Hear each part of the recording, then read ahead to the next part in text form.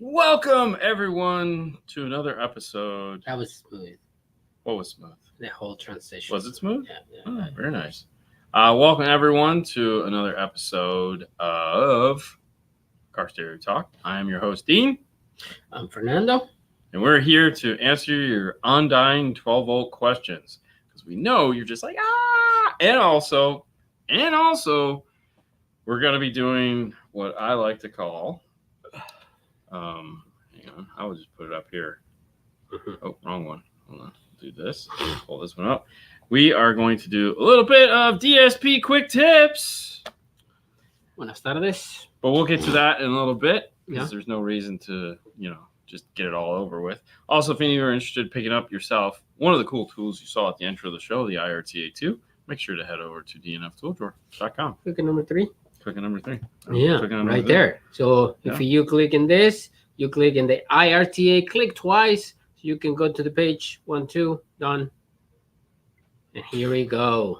Boom, there it is. So I hope everyone had a wonderful week. It is Saturday, so we're looking forward to putting a pin in it and getting on with our lives. Wouldn't that be fantastic? It's amazing, yes. I know. It's been a long week. Let's go. I don't even remember what Monday was. Yeah. Oh, it's just, gosh. Oh, but it's okay. It is. Yeah, because we got a great time. Full count. 6.5 CRNA. Well, Focal makes 10 different sets of 6.5, Yes. so it's really like a tough call. Just keep in mind, start from the auditor to... Starts from the bottom. Now we're all here. Yeah. Utopia. Speaking of that, first sponsor up is Focal. Yeah. Focal has actually just come out with a new set of K2s, the ES165 KX3E or Evo. Apparently, Evo is what they put in the end of everything. But did you like the front door? No, probably. I probably like the front door. We have a new mid-range. We have a new tweeter, the new frac tweeter. So lots of fun and excitement there. But yeah. What do you guys recommend for a sound system for a bass fishing boat? We don't do a lot of boats. We actually don't do any boats. So it really just depends on how much room you have and what you're looking to do. I'm a personal favorite of trying not to cut any more holes in the equipment if it doesn't have an existing radio. So I think the new sound bars with Bluetooth speaker built into them, like JBL makes one, Wet Sounds makes one, is pretty cool because you can just put it somewhere convenient, like along that seat rail across the back. It's got one of those like a Ranger, and just blast the shit out. If you need speakers though, there's a plenty Big towers, man. Yeah, again, bass boats typically don't have towers. No, they might have a polling platform in the back, but typically don't have towers. So, there's plenty of everybody makes a marine speaker at this point. So definitely want to check that out. Got the Sound Digital 2008 can amplifier showing up Tuesday. Yeah. Oh, cool. That is fantastic.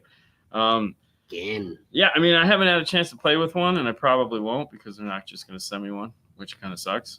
But they have in the past, but they not gonna let us have one. But no, let us know what you think because I'm curious. What, look at that! Ron is cooking for everybody. Watching while cooking. Oh, salmon and broccoli. Nice. I like it. I don't. Really? I like smoked salmon. I could do smoked salmon, but I'm not a fan of poached or grilled or any of that. I don't know, just kind of not my thing. Salmon's a tough one. If I add a sub to a 2010 MKZ, do I do anyway away with the factory rear sub? I think so. Okay, you can. It's 2010, it's 14 years old, probably a little dry rotted. I would definitely think it's not a bad idea. Yeah. But you're going to want to make sure you do load resistors because it's still going to need some form of load resistor. An easy way to do it would be to add like an audio control high level to low level, the LC1i, LC2i Pro, or the Epicenter Micro that has the load resistors built into them. Otherwise, just make sure you do something that has a load resistor in it or added to it. Audio control makes LGD blues, greens, and you're either going to need a blue or a green. But even though it's a 2010, it's still a good idea to do a load resistor on that particular one. The blue is really all that you need. So, but yeah, no, non-THX with bagels. It shouldn't matter with the subwoofer. It should be okay. Right. Oh, what is that one? Oh, hold on. Hang on. I'm gonna come back. Yeah. Okay. Why does my Kenwood Exelon head unit distort at 32 with a 40 hertz test tone? Sub level can be 10 or negative 50, and it's the same result using front and sub out RCAs feeding a D6-1200, which then feeds a LC-1500. I have never seen that. Are you going before or after the DSP? Like if you're just coming out of the RCAs, that is not normal. I mean, depending on the Kenwood. Okay, so if you have one of the newer by the store, clips, your little red light comes on. Totally understand. If it's one of the non-Kenwoods, meaning it's got like a Kenwoods. Yeah, because okay. So for example, like Kenwood made some affordable options starting a couple years ago during COVID, to combat other manufacturers that are making some cheating up. Yes. Yeah. Which are not up to Kenwood standards as far as I'm concerned. But it's going straight to the D612 coming out of the Kenwood Exelon. Okay, so it's a 908. So there we go. We got to answer that question. Very nice. Going straight to the D coming out of the Kenwood Exelon. So we're testing it coming out of the gun. There again, I don't know. We haven't seen that. However, I will do this. The next 908 or 958 that we put in, we'll throw on the bench and we can test and see if we're getting similar results. Probably won't be next week, but we can give it a shot. We'll see what we're coming up with. If we have something similar, then we know it's some new thing that they suck. But that's not typically what we see coming out of a Kenwood. So the only thing we can do is test one of ours. So we'll give it a go. Yeah. Somebody spilled spice on the laptop. Who's not my laptop? Spice? Yeah. Spice Girls. Yeah. Tell me what you want, what you really want. Start out good, slow. Oh, starts out good and slowly starts distorting. Which okay. That's kind of weird. All right. Playing? No problem. So like I said, we'll just check it out and see. Well, that's the only thing I can do. That wouldn't make any sense. After watching the vid with you and Jeff Smith that I asked, I decided to get the CD, popped it in the F150 and went to the left center right track. Dude's voice is coming out of the wrong side, queried up the pink noise. The side to the left audio is correct. The side to the right audio, and again, correct audio. Blackbird amp with three-way front stage. Guessing I need to go to install shop. Okay, Ken, simple question. How did you integrate into your system, and is it a BO? So do you have a Ford F-150 BO system that you put an Amp Pro in? That's what I need to know, Ken. That is the most important thing. Answer that one for me. Because I want to become an installer with zero. Okay, if I'm sorry. Whoa. I didn't see the I just said I want. I'm not 100%, man. I totally understand. I want to become an installer with zero experience. Is it best to be honest with the shop and see if they will teach me? Oh yeah, no, lie. Always lie. Always choose lies. No, yeah. So here's something that will help you. Okay, so MECP is an online resource. Used to be a book, but they finally evolved to an online resource that you can go on and you can read and take a test and you can MECP. There's 3 levels to MECP. Okay, Apprentice is the first level, and you can actually use the code 5-star, spelled Capital. out 5, the number 5, star, all capitals, STAR, and you'll get a percentage off of your purchase. I believe it's 10%, because they changed it to actually, I think it is 10%. But MECP.com. And the thing is you could do this. It's about it's about $90 with our discount, I think. Yeah. Okay, so it's an investment in yourself. And now when you go to a retail shop and you say, listen, I don't have any experience. This is something I really want to do. I've worked on my own cars. I've worked on my friend's car. But I have an MECP certification that I went and got on my own just so I could have something to present to you that I'm I don't care, serious. bro. I don't care. And there's going to be some shops so I don't care about exactly. MECP. That's like the dumbest thing, which are usually people that don't have MECP and don't understand what's actually doing. In which case you probably don't want to work for that guy anyways, because they're right. But no, 100%. You should get that. Start with the first one. And yeah, I mean, when I came here the first time. I was going to say, you just constantly berate the guy at the shop, asking him 1,000 questions on 100%. How to install steering wheel controls and integrate into Dodge amplifiers and every other question in the world that you could possibly think of. Chrysler Pacifica. Okay, so this is a quick question. This is a quick story. Listen, this is a Fernando story. I was working in another shop, of course, and so many problems. Steering wheel controls were my best friends, bro. Never had luck with my steering wheel controls. Always it's like, hey, Dean, do you have a minute? I have a problem. Yeah, man, no problem, coming in. So he helped me out. So one day I'm stuck. It's late, and I'm like, I can figure it out. It's real late. So, I called Dean. I'm like, hey, man, listen, I have a problem. I can't find the amplifier. They say it's an amplifier in this car. And he's like, what kind of car you have? And I'm like, it's a Chrysler Pacifica. He's like, yeah, man, no problem. Come in, and I will show you. Where is it? So I'm like, okay. He could have told me, hey, listen, it's in the rear passenger side, whatever. But he made me come over here so he can explain me all those things. And not everybody does that. That's for sure. I met a lot of people in car stereo that they don't want to teach you. So when you find somebody that is willing to teach you and is going to tell you right away, listen, man, I'm not your friend. Okay? Just do what I'm telling you to do.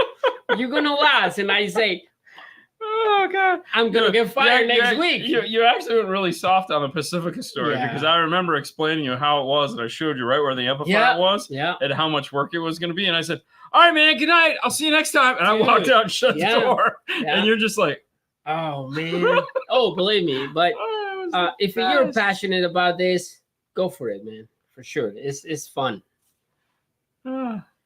So that was it. That was my story. What's up, fellas? I'm looking for a not very expensive set of subwoofers for my truck. 8s or 10s. 4 of them. I need something for heavy metal, rock music. What do you suggest? So luckily for you, there is a ton of affordable subwoofers out there from various manufacturers that will do the job. I'm assuming because you're asking us, you're hoping for something that's a little bit better than an internet brand. Not that they're bad, but maybe you want a brand name. I will tell you, Focal has the Auditor line, which we put in Haley's car not too long ago. Very affordable subwoofer if you're looking for something with an exotic style to it. And of course, you also have Kicker makes the comps, which are phenomenally priced, just exceptional subwoofers for the value. Rockford has the P1 or P2. Yep. Which big fan of P2s. Haven't done P1s in a long time. They also have R1s and 2s. If you're like really trying to get an affordable driver, the R1s and 2s, the Prime line, are super affordable. Yeah, that's about all I got. Keep in mind a little bit in the next, I'd say in a minute, we're gonna do DSP talk. We'll explain that as we go. All right, throw up the next one. All right. Oh, yeah, let's hear. Read me this one. No, you read. Oh, it says Dean. It's a good guy. He's not. Oh, he's lying. He's not an asshole. So I'm totally that. Yeah. Everybody knows that. Dean, what are your thoughts about the Alpine PXE C80 88 Optim 8? Optim 8. Ooh. I don't really have too many thoughts. Okay, I have the thoughts of other people, and on that side, I have I have both. I have people that say it's the coolest thing in the world and they love it. I have people on the other side that says it's the dumbest thing ever and it sounds like crap. I like the idea. I don't know if I totally think it's going to work the way it is, but it's Alpine. One of the things I do like about it is it is a full DSP, which means that even if it does a bad job and you don't like it, you have the ability to go in and change it. So if you don't like what it did, it's not like you're stuck. So, there are some DSPs that, you really can't do much with if it auto sets and it sounds like crap. You're just kind of like, oh, I can't do anything. So from that regards, I like it in the sense that, if you're like, well, it still have a fully functional DSP. Plus, it's an 8-channel amp, which has staggered power. So I want to love it is basically where I'm at on this. I really do. If it's half as good as the amplifier that we just put in the Tesla, then it's going to be pretty nice. Because, that 12-channel amp, regardless of what the speakers, regardless of how we felt about it, that was an impressive amplifier for for a 40 amp current draw. No kidding. But there again, 15 volts, 40 amp current draw. So, yeah. What's up, Dean and Fernando? What's up, guys? Okay. You ready? Yeah, go ahead. You got one more question? Give me one more question. What is a good sounding underseat powered subwoofer for Tacoma? Is anything for under the seat? Under the seat is gonna be hard, man. The only under the seat that I can is the what do they call kicker hideaway? Yeah, but it's not like it's a Tacoma though. No, so doesn't Tacoma I don't know, like weird? It depends on what year Tacoma it is. And what kind of under the seat are we talking about? Like the old Tacoma had the weird, the weird shaped box. You put the two subs on one side, and then it kind of does that. And I wouldn't look for an amplified version of that. But the newer Tacoma, there's no room it's a 2023. Yeah, so it's no under the seat. You can put behind the seat. It might have it's got those little storage trays in it. Remove the trays, bro. But the trays those don't work. Like you're never gonna get an 8 that sounds like they tried that. It sounded terrible. Fiberglass is single 8. Yeah. If you want bass, take up the space, put it behind one of the seats, and be happy with it. If you want something amplified, nothing really comes to mind there. We typically put one of the kicker wedge boxes back there, and we throw a kicker key 500.1 in there, and it sounds fantastic. But that's the go-to. All right, right there. Go. Which one? The Mary Lou. Oh, hi. Oh, Mary Lou. The Alpine is a lot better than not having a DSP at all. Well, there's a lot of things that are not having, you could say that about an ugly chick, right? Okay. I don't know. All right, let me do away with this. Let me pull up. Let me forget. Pull that. Let's hide hers. Got it. And it's that time again. It's time for DSP Quick Tips. Oh, yeah. Brought to you by the fine folks at Arc Audio. That is right. Let me go ahead and do this. Now, for those of you guys that are going, oh, goody, we're going to do this again. I love doing this. This inspiration for this quick tips that we're going to be showing you today was brought to us last night. Ada from Absolute Electronics, who's on the show quite frequently. He was up doing some stuff and decided to go on Instagram, and he brought me into the Instagram feed. And so we were up talking on Instagram for everyone to hear until about 3 o'clock in the morning. And one of the things we talked about was Arc Audio DSP software. And one of the features, not exclusive to Arc, but exclusive to your higher-end DSPs, which is group adjustment. The other thing that is exclusive for Arc that I wanted to mention was these 7, what they call extra filters over here. So this is a 2-for.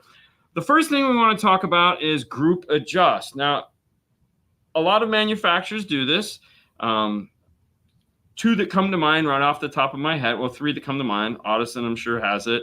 Moscone has it, as well as Helix has it. Now, each one of them has a different way of doing it, but today we're going to show you the Arc Audio process. And what I mean by group adjustment is if you've ever had one of the affordable DSPs and you go and separate them, so you have left tune and right tune, And then up here, you say, I want to join them together. What happens is it'll automatically pop up up here and say, do you want to tune left or do you want to tune right? Meaning, do you want to take what you just did on the right and move it to the left? Do you want to take what's on the left and move it to the right? Meaning they don't get to say separate. Pay no attention to the midget walking behind me. Okay.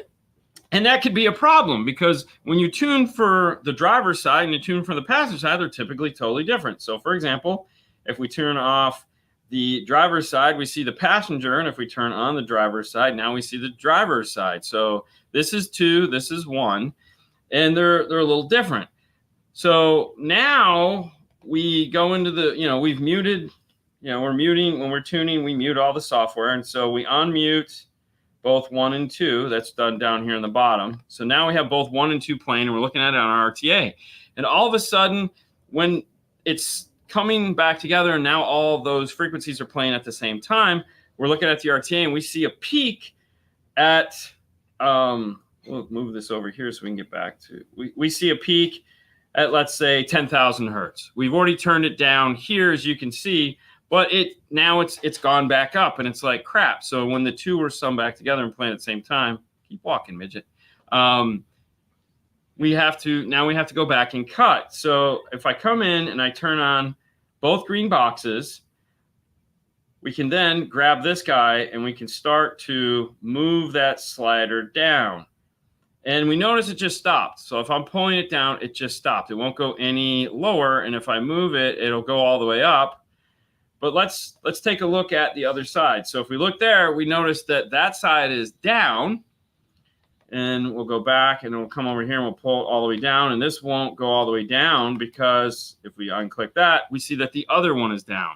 So what we've done is we've now set extremes for how high or low. It's smart enough to know that I can't go any lower because the other channel is already maxed out for its lowness.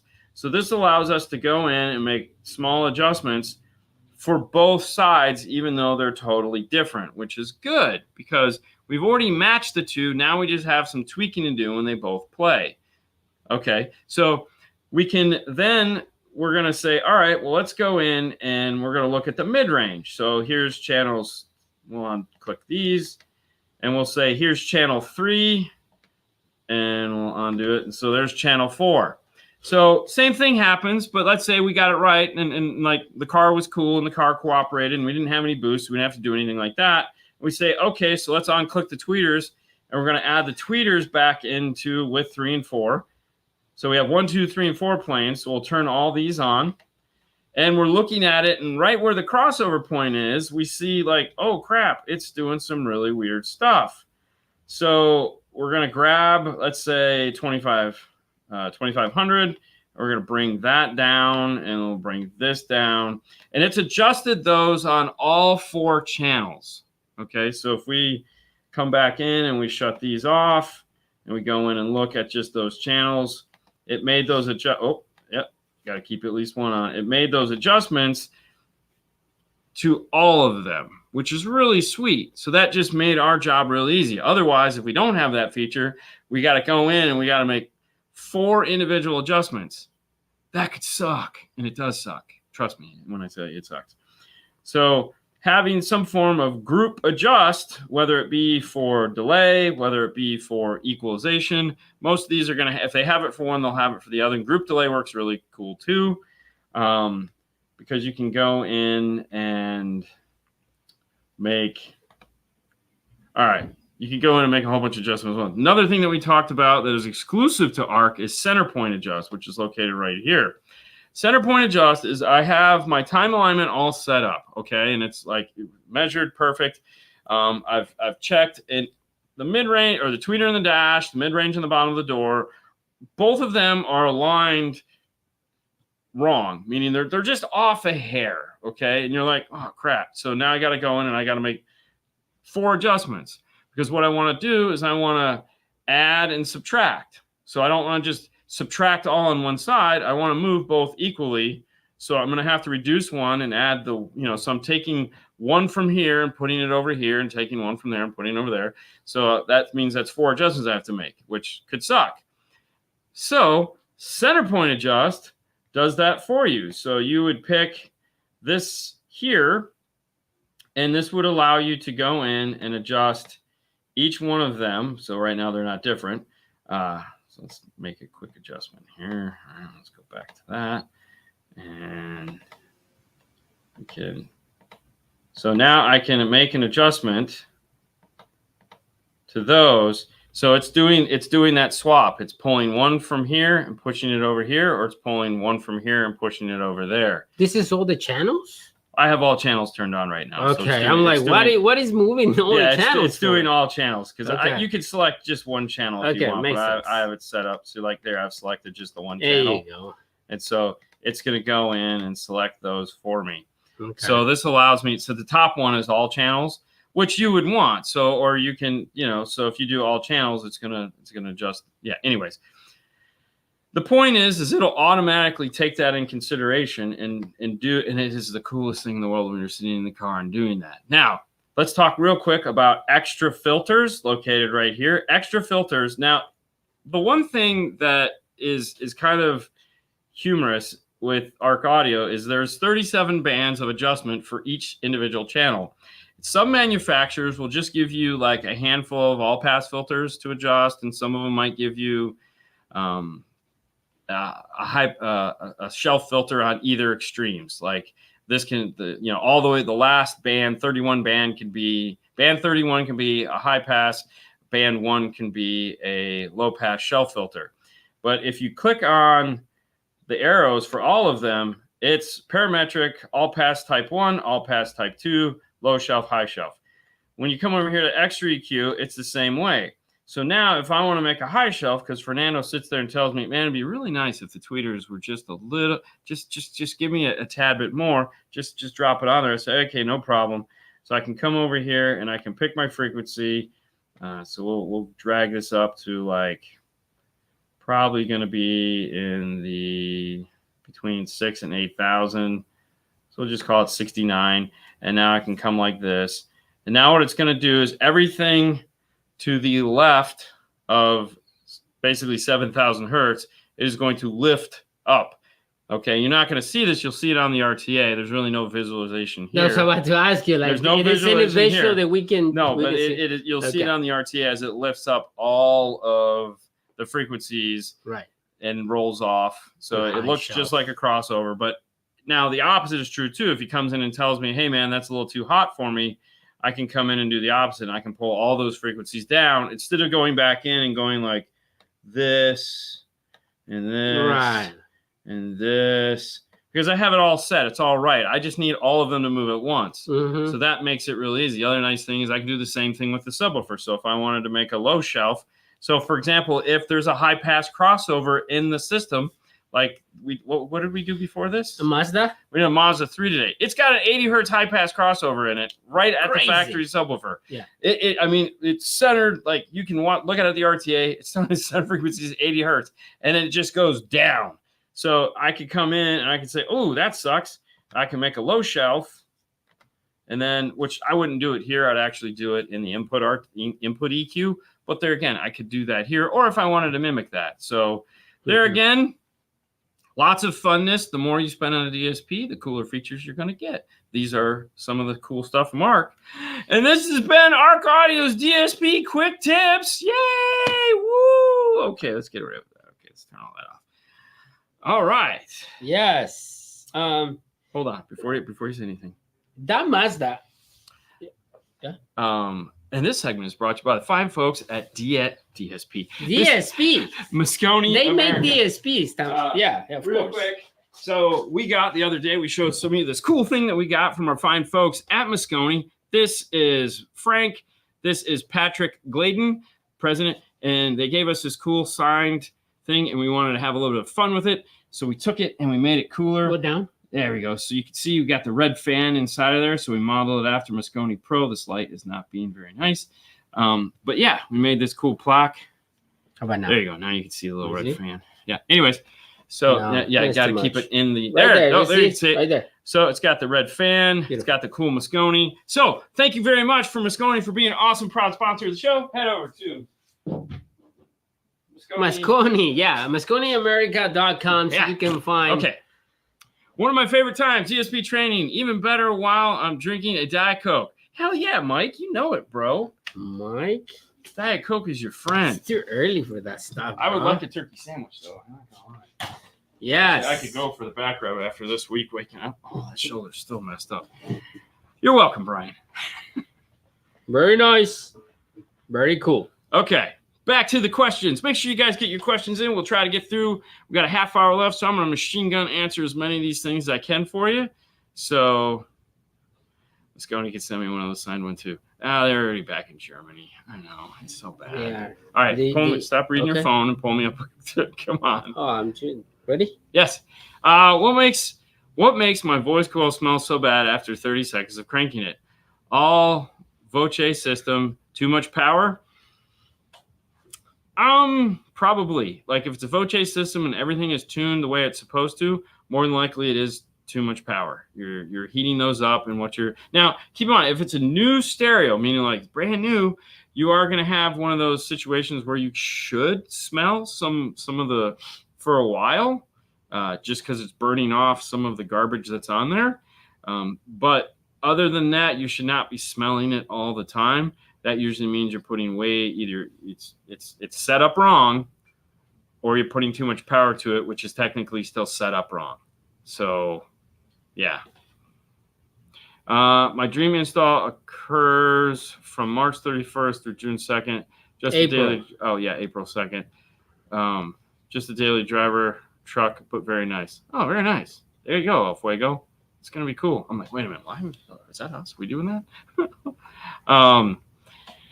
Not necessary, but with the right coating, you can get more power out of your factory head unit. We've done it successfully many times, and the customer noticed a difference. Not a huge difference in volume, but a difference.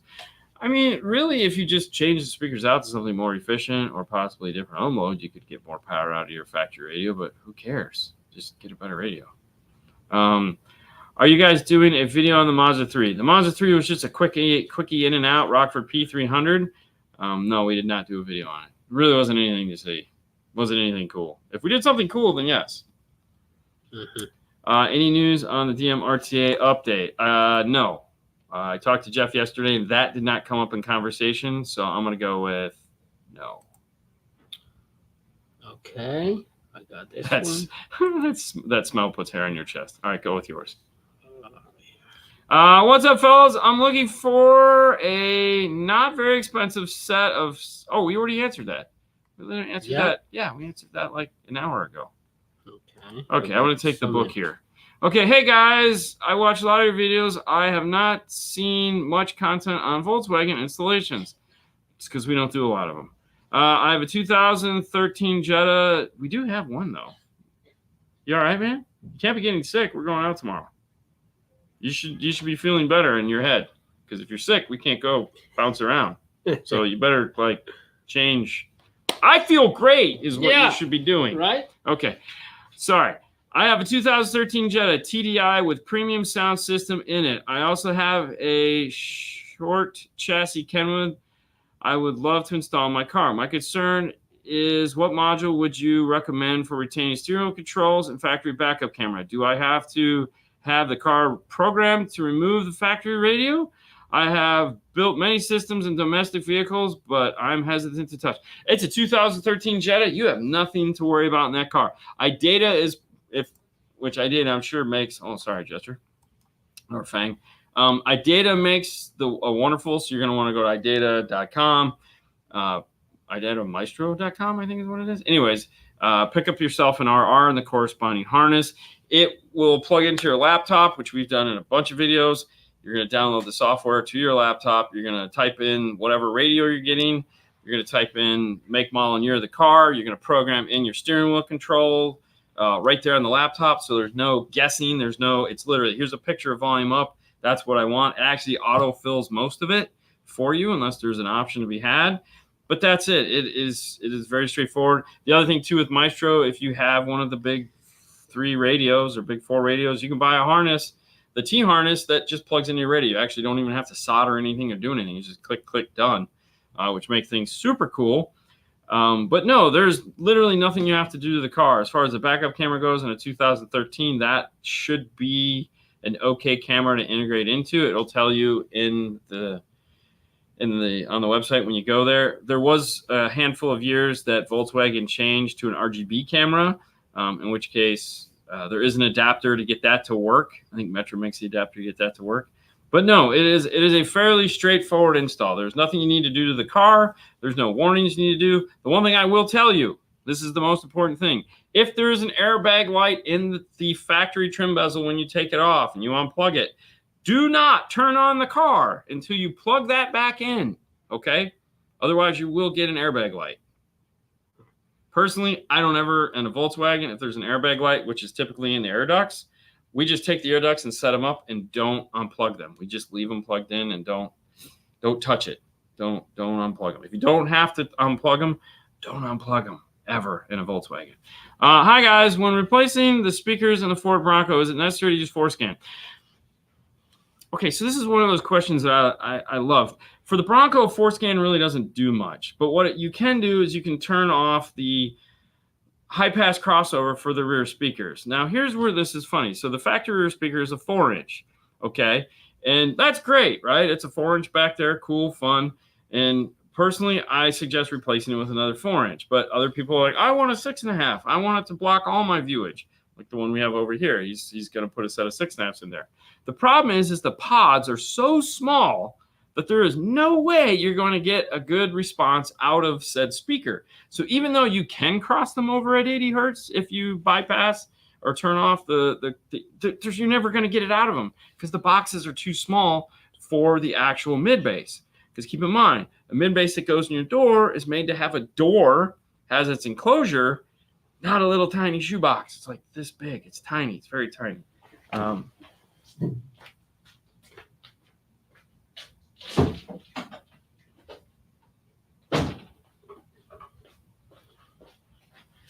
This is not enough airspace to make a 6.5 sound good. It's not going to happen. It's not ported. It's not anything. Now, some people just want 6.5s because, yes, you might be able to get more mid bass out of a 6.5. However, if you just go with a high quality 4, what's the point, right? So I'm not a fan of dealing with that. The other thing, too, is if you buy a good DSP, you fix everything with the DSP, because really, if you think about it, the factory is crossed over at 110. If you wanted to try to get back some of that, most of these DSPs have de-equalization. You only have to get it back up to 80. It's not even an octave. It's like a quarter of an octave. Yeah. So I mean, it's literally one band on your DSP, and you go, ugh, and it's like, oh, it's fixed. So, anyways, let me put this out. All right. I read that already. Yeah. What are you doing? Already answered it. That was when you were dealing with him. Okay. You got that one? You can use New Balance shoe boxes and add as Corvette. Oh, for sure. I replaced my OEM deck in my 2004 GMC Sierra. I plan on replacing the speakers as well. Do you think any of the Bose systems were saving, like the amp, the sub? No, just get rid of all of it. I mean, the sub in the center console, but it's a 20-year-old sub at this point. Not really. I mean, you could, but no, I recommend bypassing everything and just going new. I mean, it's 20 years old. It's time for the new hotness to get in there and kick its butt. Audison Forza C814. Will the internal load generator handle the base model radio in a 2023 Honda Accord? Yes. It's very basic. The Honda Accord just needs the basic load generator. The Audison amps don't have something to handle like a Bronco or anything like that. Like they don't do SB. They don't have, like most vehicles, they don't have a high enough load to deal with. But for the Honda, yeah, you should be good. Should be good. Personally, I would just do the LGD greens and be done with it because I know that works. But that's just me. But it should work fine.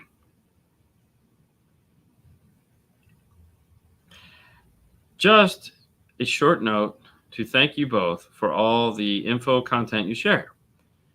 Your tutelage has proven immensely helpful as I cut my teeth on upgrading systems in my Tundra. Yay, kindly. You bet. Thank you. Thank you so much. Okay. I love how much attention you guys bring to DSP. Keep up the awesome work showing the masses the wave of the future. Hey, we love DSP too, man. It's just one more thing to play with. And I love playing with stuff. It is a module for a 2022 Tundra with JBL system. No, there is not. There is not yet. So no hay ahorita nada. No, it's funny. This was the car I was talking about that Alan was working on yesterday. That it has 10 channels of audio. Mm-hmm. So you're going to need something that has 10 channels of input. The Audison was capable of it if you add in the expansion module so that you can get all 10 channels into the amplifier, and then it can deal with all of that. And then the other would be the Helix, because the Helix has, like a 12-channel Helix. It has the channels in to deal with it. But you're going to need a severely multi-channeled amplifier with DSP to play with that. So if he's in a hurry to do it, you're going to need a lot of big DSP. If you're not in a hurry to do it, in the next 6 months, we'll have an adapter. So it's coming next. It's literally next. Es lo que vas a necesitar un DSP grande, pero el módulo está en camino. Todavía no dicen cuándo, pero ya lo van a hacer. I like lemon pepper chicken. That's so good. Have you ever used the audio control LCQ1 for an EQ with an Epicenter Micro? If so, how did it go? This is the integration method for my build. No, I don't think we ever did an LCQ1 with the Epicenter Micro, because really the Epicenter Micro didn't exist back when we were using a lot of the LCQ1s. We may have done just a regular competition. So, I mean, it would basically be the same thing. It's no different than using a DSP. It goes fine. I mean, it's why wouldn't it? It should work like a champ. But no, the only thing I can say about the LCQ1, which I've always said, is that those knobs are super sensitive. So a little goes a long way. So when you're doing this, you'll be like, oh, geez, like back it down, because it gets excited really fast. I don't think the silk screen on it is correct. Setting up DSR1 for speakers. Should I go off frequency the book says they can handle and rid of the rest? No, God, no. So this is a good question, because there again, it's a lot of it is like, yeah, that sounds right. So if you buy, let's say, a set of 6.5s, and it says it'll play down to 50 hertz. So in your brain, you think, okay, but that's 1 watt, 1 meter. Okay, you're not going to be putting 1 watt to it, right? You're going to be putting probably 50 to 100 watts to it, somewhere between there. So clearly, it's a different scale, but the speaker can handle low frequencies. The crossover acts as a roll-off point, meaning when you set your crossover, that is not the stopping point of the speaker. So it's not like, here's 50 hertz, stop. Nothing is going to go below that. It's just going, no, I can't go below that. The crossover just reduces the volume past that point. More than likely, you're going to want to set it at 80 hertz. If it's 12 dB, great. If you have 24, even better. Butterworth, that's going to be a DSR1. So you're going to set it to 24 at 80 hertz. Tweeters, you're going to look at the FS of the tweeter and double that. So if the FS is, let's say, 1500, you're going to double it. It's going to be 3000. That's going to be your crossover point at 24 dB. All right. Now, if you're really worried about your tweeter and you're like, you want to go a little higher, just round it up 32. Possibly take it up even a little higher, maybe 4,000, maybe 5,000. Just depends on how you're planning on ripping shit up. Different tweeters perform differently. So like a Focal, they recommend 5,000 hertz. Morel, they have a really low FS. They, somewhere around 22, 28. It's different. They're not the same. But back to talking about that crossover point at 80 hertz. Now, that is going to be where the down point starts. So anything below 80 hertz, depending on whether it's 12 or 24, per octave is going to be reduced that amount of volume. So so at 40 hertz, which is an octave down from 80, it is either going to be 12 dB down or 24 dB down. Now, if you were to look at that on a piece of paper, and you put an 80 here, and then you came over to 40, and then you went down the scale, either 12 or 24, draw a line. And now when you go to 80, you look at 70. 70's volume is going to be a little less. 60 volume be a little less. 50 volume, 40 volume. And the difference between 12 and 24 is 70 be more, 60 be more, 50 be more, and 40 would be 12 dB down. Past 40, it's still going to play 30. It's just going to be more down. And then 20, and then it's just going to fade away till you don't hear it. So those sounds are still there. They're just not as loud. And that allows the speaker to actually perform because it's a smaller driver. And there again, like in a tweeter, some frequency response in a tweeter is sometimes crazy. And there's no way it'll play down to 1,000 hertz. It'll never do that. So we have to put it at a number that actually makes sense, and the tweeter can play it at that amount of power. So pay no attention to the funky sheet other than if the tweeter you're looking at the FS. Now, if it's a passive system, let the crossovers go in and do their things. And the passive crossovers, they know what to do. The manufacturers designed them to make the speakers perform properly. Are there any challenges to running two mono blocks separately through a DSP? No. Simple enough. Obviously, the DSP is going to be the non-variable, meaning you're going to your DSP, you're going to set what you think your right output voltage is, gain-wise, and you're going to set your crossover point. Next, if your two mono blocks do not have a master-slave circuit, might not, what we're going to need to do is voltage match them. Now, that's going to be the tricky part. But it's okay because remember, once you've voltage matched them, if you want more or less, you can use the gain in the DSP to control them. So I would probably start with gain all the way down, play my 40 hertz, 50 hertz, whatever test tone I want to play that test tone. It doesn't matter because you're just voltage matching them. So play a 50 hertz test tone, put your voltmeter on it and see how much power it's putting out via AC. There again, you can do it at any volume. Don't crank it up. Don't go crazy. Just play it at normal listening level because all we want to do is we want to see we're matching numbers here. We're not setting gains. We're not doing any of that silliness. So we're going to put it on the first one. Let's say the first one says 8. We go to the second one, it says 6, and we have the gains all the way down.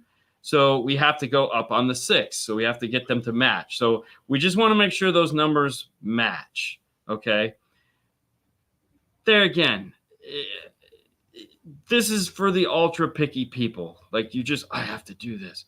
You're going to do it because like you've seen on a dyno before when we do like a stereo dyno, one channel will be at like 150 watts and the other one will be at like 175 watts. You're not hearing the difference at all. It's just the drift of the amplifier. So just get it close. Don't be like, up, down, up, down. I mean, there's been times and I'll be like, I'm so close. And it's more of a challenge just to see if I get the number than any reasonable practical application. You answered that one? No, I haven't. Okay. But before I answer that question, that takes us to our next sponsor, which is audio control. I talked to Jeff. I was like, Jeff, can we get some boxes? Maybe the new tweeter? For those who don't know, if you've bought audio control, I thought about buying audio control, and you saw that weird tweeter mount for it, and you're like, does that come apart? You think it'd come apart. It didn't come apart. No. Now it comes apart. Oh. We have the new take apart tweeter that's available too, as well as all the new loaded subwoofer enclosures. So make sure to head over to audiocontrol.com and check out the new stuff that they have. Ooh, and I will say this. Oh, they got new stuff. Yeah, they got new stuff coming. Can't talk about it yet, but ooh, we got some new stuff coming. Oh. Probably won't be to the end of the year, so don't get too excited. But new stuff is coming, so it's going to be fun. Okay, I have a 2024 F-150, and I really like the Alpine Halo 11 head unit. Is it worth the upgrade over the OEM head unit? And how difficult is it to install correctly? Will it last the long run? So you have a 2020 F-150, and the radio in it sucks. I have a 2020 Mustang. It has the exact same radio. I'm to the point now where I absolutely hate it. It's very boring. It's driving me crazy. I have a RVDFL wireless streamer built into it, so it does keep some of my sanity in it because I don't have to plug in my phone. It automatically put CarPlay on the radio without me having to, like, I just keep my phone in the door and everyone's happy. But As far as putting a radio in that, it's actually pretty simple. Okay, and by simple, I mean it's not a bunch of expensive parts. It's not like, it will take some time. However, iData makes the MFT1 kit. That is the MFT1 kit. You can have it at iDataMaestro.com. In that kit, you take out the 8-inch radio. This is going to go right in behind it. It fits beautifully, and then it'll allow you to mount your Alpine radio right into place with no issues, no nothing. Your air conditioning controls will all go up to the new Halo. Doors, speedometers, extra features that you didn't know you wanted, but now you have will all go into the Halo. As far as the long haul goes, yeah, I don't really see much of an issue with that. Once you do the software updates on the Halo, and you will have to do software updates, 100%. It's going to come with probably the version 1 software on it. They're on version 6 right now. So you have to do updates. Before you do anything on an Alpine, don't care what it is, always check to see if there's updates, because it will not, it's a totally different radio when you do updates. Okay, totally different radio. So, but no, I would go for it. There's no reason not to. It'll be a much more experience. It'll be like having a new truck. And if you don't like the stop start, like it's got stop start, you can actually go in and turn that off in the Halo or in the Maestro features. Like what it'll do is remember. So if you get in there and you have it, like every time you do this and shut it off, it'll just remember what your last setting was. It asks you, would you like to remember your last setting? And say yes. And then what it'll do is every time you start up the truck, it'll press the button for you. It's pretty sexy. Good evening. My name is Dave. I have a 2006 Cadillac DTS and would like to find out if I change my door speakers, do I have to put sound dampeners in the doors, or what would you suggest? Thank you. Dave. You have a 2006 Cadillac DTS. I know what you're thinking. It's a 2006 Cadillac DTS. Shouldn't be a big deal to change it out. It's going to be a big deal to change it out. Do you need to put sound treatment in it? It depends. I mean, the reality is sound treatment can do one of two things. It can help for road noise, or it can help to prevent rattles. If your door rattles, like when you close it, it's kind of creaking now because it's 2006, then yeah, I would strongly recommend putting sound treatment on the physical door card, not necessarily the door. It's usually the plastic on plastic and all these layers of stuff that start to cause the problems, not the metal in the door. A little piece behind the speaker, possibly around the speaker, will prevent the speaker from doing any buzzing or any of the metal behind it going, okay. So from that, that's really, people can get quite obsessed with how much sound treatment they have, but in that car. Now, the real problem you're going to run into is finding the right speakers to go in there, because if you have a Bose system, the ohm load is going to be strange. So might not be as easy as just popping new speakers in there. Is there any custom boxes that I could use for a 2003 Toyota Tundra Extra Cab? Have you tried foxacoustics.com? Mm-hmm. I would try that, foxacoustics.com, as well as, what's the other company we use? A-Train? No. It's not Subthump. It's Ground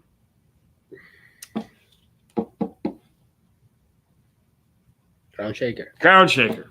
Thank you. There you go. We use a lot of Ground Shaker boxes because they make some of the oddballs. They make them for cars too. Hey, what would you recommend for SQL subs? I currently have Morel Lake Carbon Pro for front stage. I mean, Morel makes a pretty amazing subwoofer. If you're looking for something that's crazy and sounds really amazing, you might want to try a Morel subwoofer, because damn, it's got a 5.1 inch voice coil. It's pretty insane. We used the last time we used them. We don't use a lot of them because they're very expensive and they sound pretty cool. But we used them in the big Brack system we did. Went with two of the 10-inch in a big porta box. It sounded amazing. Lots of bass, lots of thump, and just lots of accuracy because it's a giant voice coil. Lots of control. Hello. So this may be off topic, but I have a 2019 F-150 Crew Cab and watch your videos religiously. Thank you. And I'm putting a system in my truck and was wondering if I was able to buy one of those ABS amp racks you make to go behind its driver's seat. We don't actually sell ours. However, a good friend of ours does sell them. You can find them, and you may have found them by just searching for F-150s, because the guys at Sound Good Stereo Sage and the crew make a spectacular amp rack out of HDPE, which is it looks like ABS. It's black. It's playground material. It's fantastic. I love the stuff. It's a very beautiful amp rack. But I would give Sage and the guys over at Sounds Good. You can go to their website.com, soundsgoodstereo.com. I don't know why I always want to say audio. Same people that call us 5-star audio. Anyways, check it out. It's reasonably priced. It's a fantastic amp rack. It comes with all the Marning hardware. They even make these cool little aluminum brackets to hit the subwoofer box bolts that you take out. Mm-hmm. Sage does an amazing job on this amp rack, so I would strongly recommend going over to those guys and picking it up. I can't make one that's better than his, so I really don't see a reason why I'd want to. It doesn't make any sense just to put 5-star on it, but yeah. So check them out. You won't be disappointed. Hello. Baba, have you met me? He's very particular. Actually, I have met Baba. He gave me a hug. He's a very big dude. He wraps you up. You almost disappear. It's quite fun. He hasn't spent a lot of time with me, but yeah, I am particular. I mean, I'm picky. I'll be the first to admit it, but it's okay. I guess would have been Ada, Angel, or Brian Mitchell. I don't know what the rest of that question's for, but I'll play along. Ooh, look at that. Excellent. Oh, what's up, Axeman? Holy crap. How you been, buddy? Yeah.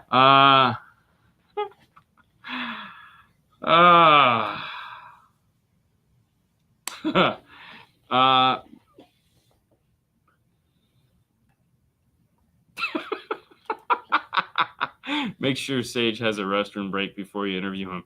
I can't wait to show you guys the interview we did recently of the Honda Accord, the Gladen Honda Accord from Mastertech Expo. We filmed that. Thankfully, we had time.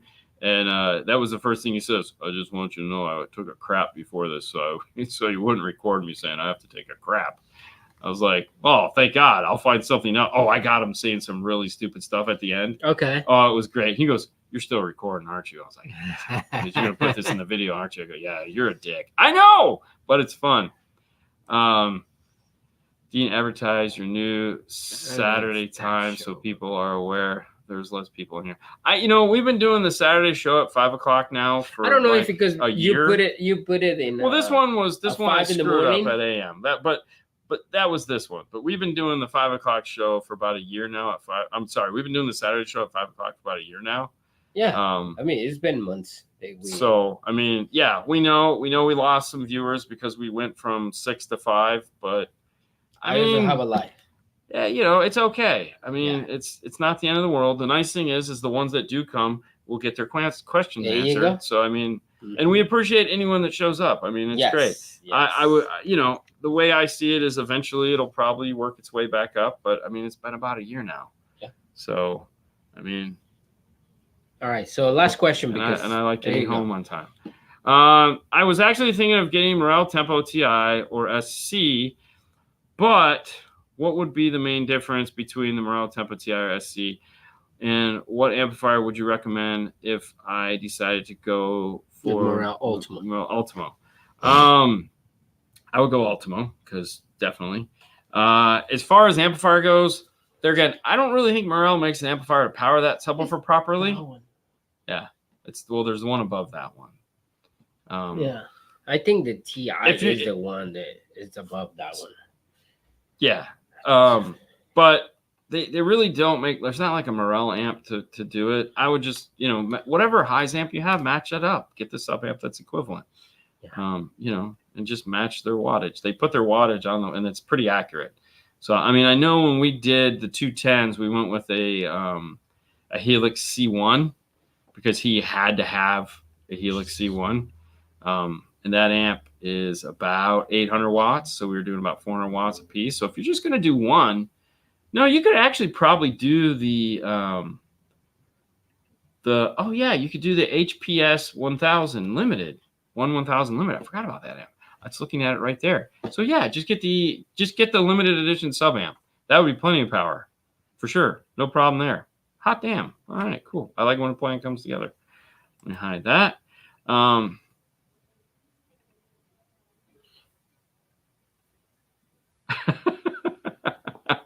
Oh, you guys are the best. South Africa in the house. What is up? Okay. Let me turn this off.